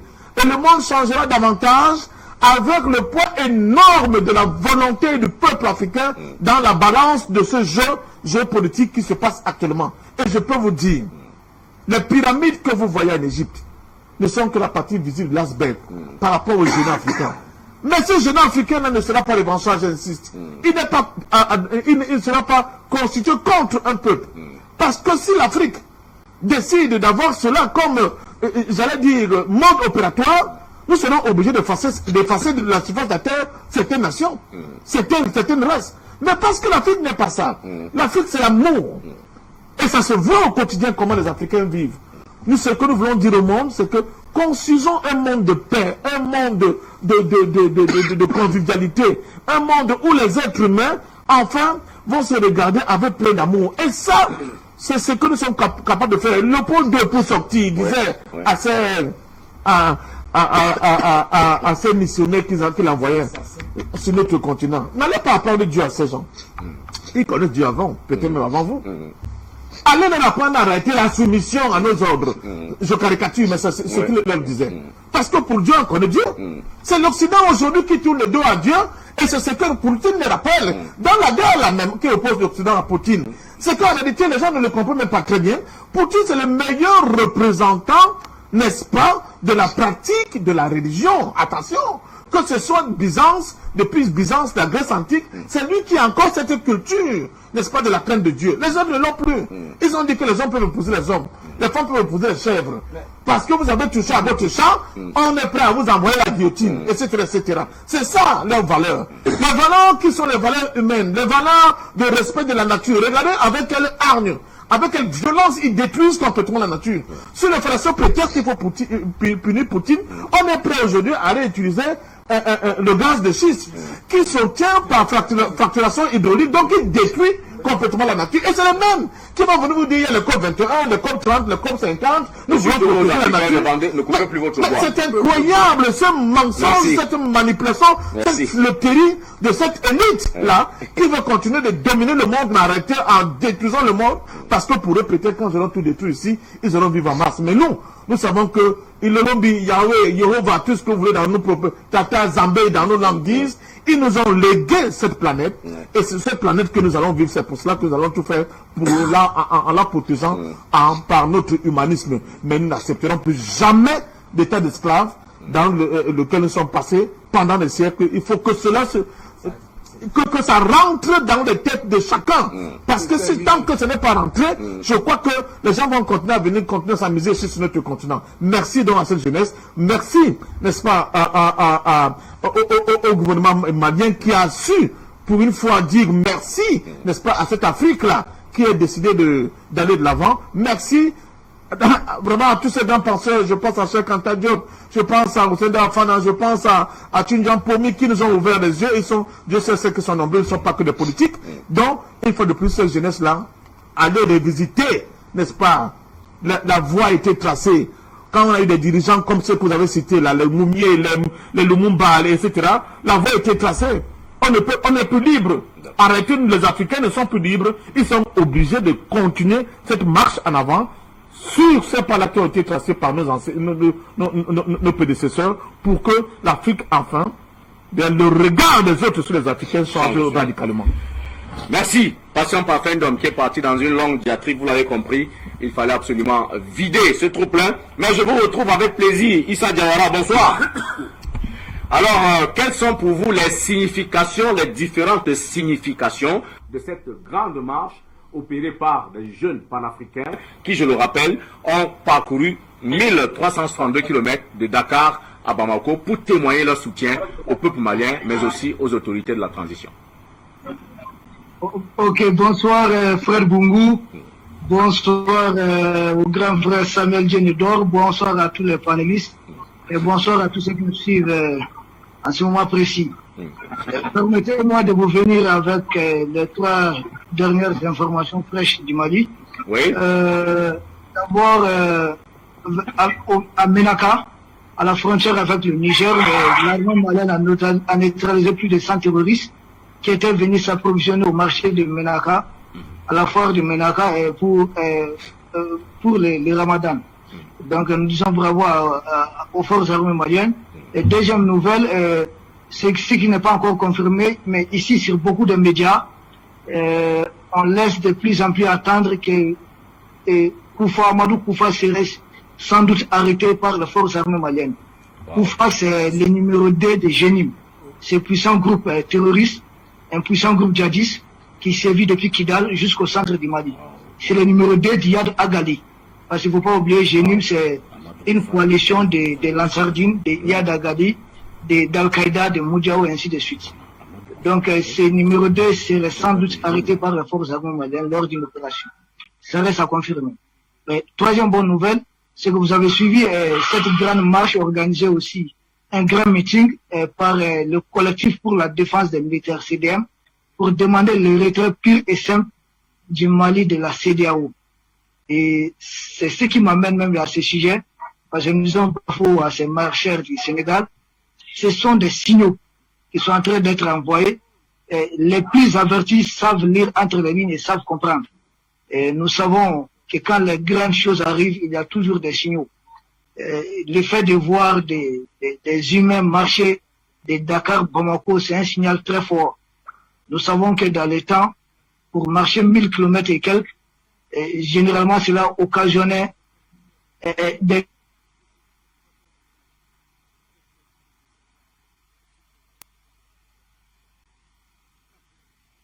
malheureusement, on était avec Issa Diawara. Oui, Issa, vous êtes voilà, venu. notre empire. Aujourd'hui, oui, non, c'est bon, je suis là. Les marcheurs sénégalais, c'est un signal fort. C'est cette nouvelle Afrique qui est en train de naître. C'est cette Afrique des peuples. C'est pour dire que les peuples sont en train de prendre leur distance avec des dirigeants collabos. C'est ce qui m'amène droit. Je dois profiter pour dire que je comprends. Beaucoup disent que le Mali doit se retirer de la CEDEAO immédiatement, Ce qu'il faut comprendre, ne tombons pas trop vite dans le piège des impérialistes. La CEDEAO n'est pas qu'une communauté économique. C'est aussi une communauté de la grande civilisation africaine. Puisque vous allez comprendre que du Mali jusqu'en Afrique du Sud, nous appartenons à une grande civilisation. La civilisation étant la manière de vivre et de penser d'un peuple à un moment déterminé de son histoire. Vous allez comprendre que du Mali jusqu'aux confins de l'Afrique, nous avons le même respect envers les aînés. Nous avons le même respect envers le mariage, envers les cérémonies de naissance, le culte de mort. Nous avons à peu près la même chose. Nous appartenons à une grande civilisation. Ces frontières-là ne sont que des frontières de colonisation. Ce sont des choses qui ont été imposées injustement à des frères, à des sœurs et à des parents tout simplement. Dire que nous allons tout de suite quitter la CEDEAO, c'est une erreur. Quitter la CEDEAO et la laisser la CEDEAO en tant que telle entre les mains de la France serait un cadeau que nous allons faire à Emmanuel Macron, à l'Occident, en Occident dans son ensemble. On ne quitte pas la CEDEAO à l'État. Nous ne pouvons pas quitter la CEDEAO et garder les forces françaises à nos frontières. Au Niger, au Burkina. Au Burkina, ils ont l'opération Sable. Au Niger, ils sont là avec toutes les bases, y compris des bases des drones et des Américains. C'est comme vouloir accepter une Ukraine au sein de l'OTAN à la porte de la Russie. Ça revient à la même chose. Nous, le Mali pourrait quitter la CEDEAO, mais à des conditions. Il faut que cette CEDEAO, nous la réformons à profondeur. C'est une possibilité. Ou qu'en quittant, qu'il y ait déjà des États qui doivent nous suivre. Parce qu'il ne faut pas quitter la CEDEAO, parce qu'aujourd'hui, notre présence, la présence du Mali, gêne au sein de la CEDEAO.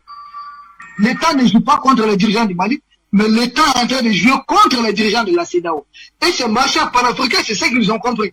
En venant au Mali, en se ralliant au Mali, le Mali n'a pas de la pression à quitter la CEDEAO. Ce sont les autres États de la CEDEAO, collaborent de la France aujourd'hui, qui sont paniqués.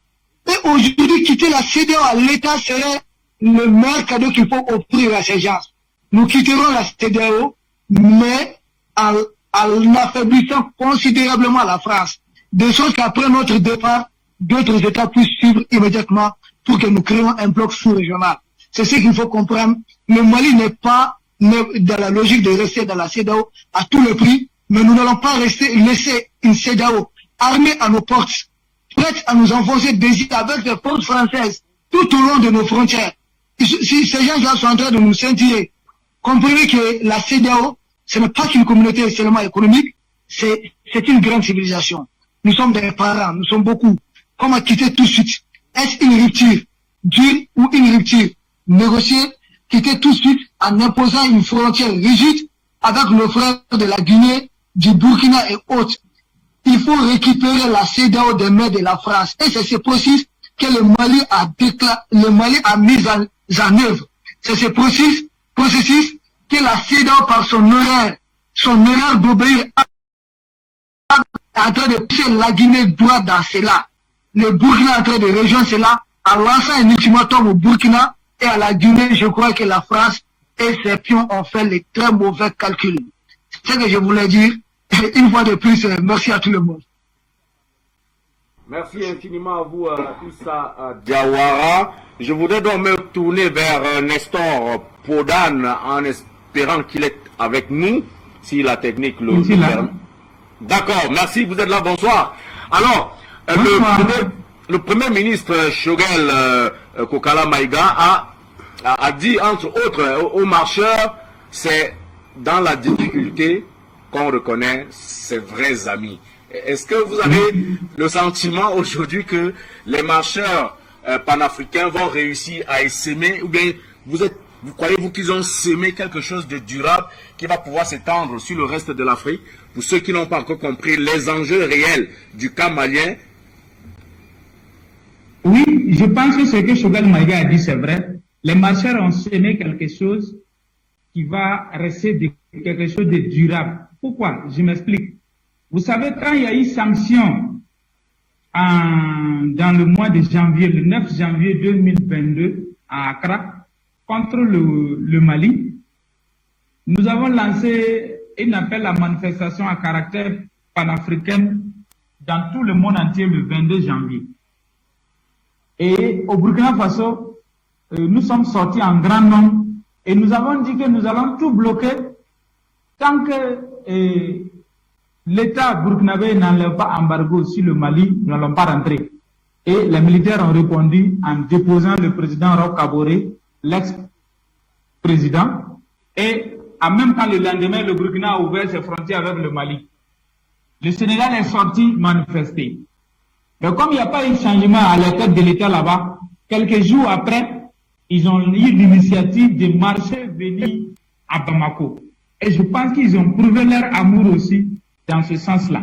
Donc pour moi, le panafricanisme, ça a déjà déclenché, et même des vieux politiciens qui n'étaient pas des panafricains, qui étaient dans les régimes réactionnaires, se retournent aujourd'hui, les vestes pour dire qu'ils sont des panafricains. Donc ça veut dire que nous sommes sur la bonne voie. Donc c'est pour dire quoi? Ce qui se passe, c'est que ces jeunes-là ont fait, en marchant de Dakar à Bamako, ça va faire tâche d'huile. Même si les médias mensongers, tels que les médias locaux inféodés à la métropole, tels que RFI, France 24 n'en parlent pas, mais c'est pas grave. Même si les médias nationaux des autres pays n'ont pas relayé, Afrique Média a relayé, les réseaux sociaux ont relayé, c'est l'essentiel. Et la plupart des jeunes gens aujourd'hui sont sur les réseaux sociaux. Donc, ils voient ces informations-là. Donc, ils permettent plus leur temps d'aller écouter RFI, France 24 et autres. Donc, c'est pour dire que c'est quelque chose qui est très bien et nous l'avons apprécié et nous savons que ça va faire tâche d'huile. Ce qui se passe au Mali aujourd'hui, ça va faire tâche d'huile. Tout un gouvernement qui va arriver dans n'importe quel pays en Afrique de l'Ouest ici, Si tu n'es pas prêt à changer, à aller dans le sens de la population, il faut savoir que tu ne vas pas durer. Ça, c'est clair. Tu seras balayé en plein midi comme Ibeka, Europe. Ça, c'est clair. Donc, tous les chefs d'État de la sous-région actuellement, ça tremble dans beaucoup de pays. Ils ne vont pas vous dire, mais nous savons que ça tremble. Parce qu'ils ont peur du réveil de la jeunesse. Et cette jeunesse-là, elle n'est pas prête à s'arrêter en si bon chemin. Même aujourd'hui, dans la journée, j'étais en train de causer avec des jeunes gens. On parlait du Mali, les Marseillais qui sont venus. Mais ils m'ont dit, mon frère, nous sommes sur le bon chemin. Que nos dirigeants veulent ou pas, ils n'ont qu'à nous écouter. S'ils veulent, il ne faut pas qu'ils vont nous écouter. Mais ce qui est arrivé à Makloklo va arriver à Maklakla. Et cette idéologie panafricaniste, qui est un réveil, qui est en train de réveiller la jeunesse, quand nous regardons l'histoire, comment nous avons été maltraités jusqu'à aujourd'hui, ça fait mal. Et cette jeunesse-là n'est pas prête à se laisser piétiner encore une deuxième fois. Donc nous sommes prêts à relever le défi. Là où nos parents n'ont pas pu faire quelque chose, nous on doit relever le défi. C'est dans cette logique que nous sommes. Et je pense que le Mali est en train de souffrir aujourd'hui, mais la souffrance d'aujourd'hui va envoyer le bonheur demain. Donc, tous les autres qui veulent faire la compromission avec l'impérialisme pour ne pas souffrir, alors que déjà le peuple souffre, on ne souffre pas deux fois. Il faut accepter de souffrir une seule fois et on s'en sort une bonne fois pour toutes. Je vous donne un exemple très simple. La CEDEAO est en train de menacer actuellement le Burkina Faso. Sur cette même plateau, plusieurs fois, j'ai a dit, nous avons besoin de la CEDEAO parce que nous sommes attaqués. Si la CEDEAO ne vient pas, si le président Roch tombe, il ne faut pas qu'ils vont vouloir venir sanctionner le Burkina Faso. C'est pas ce qu'ils sont en train de faire aujourd'hui. Donc, ils vont encore perdre la face au Burkina Faso, ça c'est clair. En 2015, Macky Sall a pris défaite ici, il connaît très bien le peuple burkinabé. Donc, je lance un appel à tous les Africains de soutenir le Mali, de soutenir le Burkina Faso, de soutenir tous les pays qui ont décidé de rompre avec l'ordre établi, l'ordre impérialiste établi. Et je suis sûr et certain, les marcheurs maliens et qui ont marché de Dakar au Mali, ça va faire tâche d'huile et ça va encore galvaniser la jeunesse africaine à adhérer au panafricanisme, à changer de mentalité, à voir une nouvelle Afrique. C'est possible. Et que nous voulons que ces frontières imposées par les colons soient brisées et que le peuple devienne un. Si nous sommes un, nous pouvons imposer. Et dans les jours à venir, je pense que les panafricanistes doivent lancer une marche internationale au niveau de l'Afrique pour demander la création d'une armée africaine. Si nous avons notre propre armée pour combattre les terroristes, les bandits, même si nous sommes agressés par l'extérieur, les autres là vont nous respecter. Donc, c'est à nous, la jeunesse, d'imposer cela aux dirigeants dirigés. Si nous les laissons le choix librement, ils ne vont pas le faire. Nous allons les imposer. Merci beaucoup.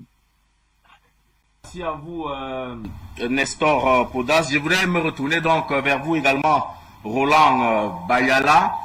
Est-ce que vous diriez, comme ces marcheurs, que le sort du Mali est intimement lié à celui de l'Afrique? Parce qu'ils ont dit, si le Mali tombe, c'est toute l'Afrique qui va tomber. Bonsoir Afrique Média. Merci d'être encore sur ce plateau, ce beau plateau d'Afrique Média que j'ai laissé pendant un certain temps, compte tenu effectivement de la situation politique au Burkina Faso. Je remercie tout le monde et je formule encore mes encouragements à cette tribune-là et je salue tous les panélistes de ce soir. Effectivement, moi je prends le Mali aujourd'hui, je pense que le Mali a déjà tracé les sillons, le Mali a déjà tracé la voie pour la jeunesse africaine et pour le continent africain. Ces jeunes, lorsque je vois ces jeunes faire la marche, ça me fait un pincement au cœur et j'aurais préféré que ce soit tout l'ensemble, dans l'entièreté, qui puisse effectuer cette marche glorieuse vers ce vaillant peuple, ce grand peuple qui a effectivement tracé, qui a posé les bases de ce panafricanisme nouveau pour tout le monde et pour toute l'Afrique.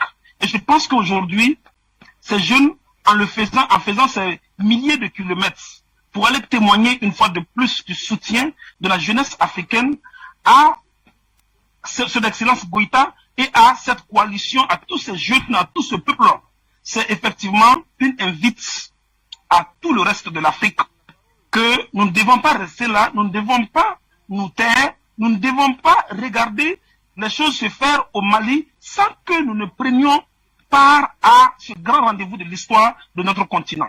Et donc aujourd'hui, je pense que c'est une voie que le Mali a ouverte pour nous. Et il reste à ce que la Guinée, le Burkina Faso et bientôt aussi le Niger puissent emboîter ce pas.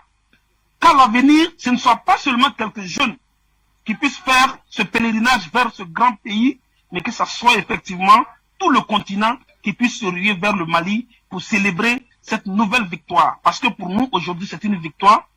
Cette étape, cette course, cette marche vers le Mali, c'est une victoire. Et c'est une victoire d'étape. Et je pense que les victoires vont s'accumuler de jour en jour.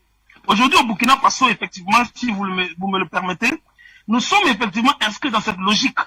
Et je pense que notre silence n'est pas synonyme d'abandon du combat. Nous sommes en train de revenir en force. Et je pense que très très bientôt, vous verrez effectivement le Burkina Faso rejoindre ce grand peuple, comme il a promis depuis des mois aujourd'hui. Nous avons dit au Burkina Faso que ce n'est pas aux autorités de dire ce qu'elles veulent pour le peuple burkinabé.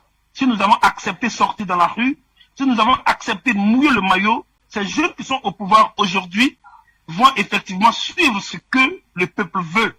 Et si ces autorités font ce que le peuple veut à 100%, je pense qu'elles verront effectivement le peuple les soutenir. Et très rapidement, nous nous invitons encore les nouvelles autorités burkinabées à ouvrir très rapidement le dialogue avec le peuple malien, le dialogue avec le peuple guinéen, le dialogue avec ces peuples panafricains qui sont en train de travailler à se mettre ensemble, voilà, pour que la jeunesse puisse les suivre. Voilà. Et d'ores et déjà, je puis dire notre contentement sur ce qui se passe aujourd'hui au Burkina Faso, parce que lentement mais sûrement les choses sont en train d'aller dans ce sens-là. Nous sommes effectivement les premiers acteurs de ce qui se passe au Burkina Faso. Nous voyons effectivement comment les choses se déroulent et je ne fais que tirer mon chapeau. Mais je dis c'est bon, mais ce n'est pas assez aux autorités burkinabées. Et encore une fois de plus, nous allons pousser pour qu'enfin cette France-là sache que ce qu'elle a connu comme Afrique de par le passé, ce n'est plus cette même Afrique qui est là. Et nous allons faire le tout notre possible, même au risque même de nos vies, pour que ce panafricanisme soit une réalité partout. Pour qu'au moins, pour que les peuples africains puissent enfin dire, voilà notre continent qui s'est réconcilié. Et aucun Français, aucun peuple ne pourra stopper cette marche vers la véritable liberté du continent africain. Quelles que soient les péripéties, quel que soit ce qui va arriver, je pense que nous allons aller jusqu'au bout et nous allons libérer ce continent et encore des mains, des griffes de ces impérialistes-là. Et je salue encore une fois de plus la coalition Yerawolo avec qui nous avons commencé dès le début cette lutte, avec qui nous sommes toujours en marche et avec qui nous sommes en train de préparer très prochainement, dans les semaines à venir, une très grande manifestation à Ouagadougou. Donc, je m'arrête là pour l'instant et je remercie effectivement mon frère depuis Bobo Dioulasso, Nestor Poudassé. Merci. Ben écoutez, c'est moi qui vous remercie de votre disponibilité.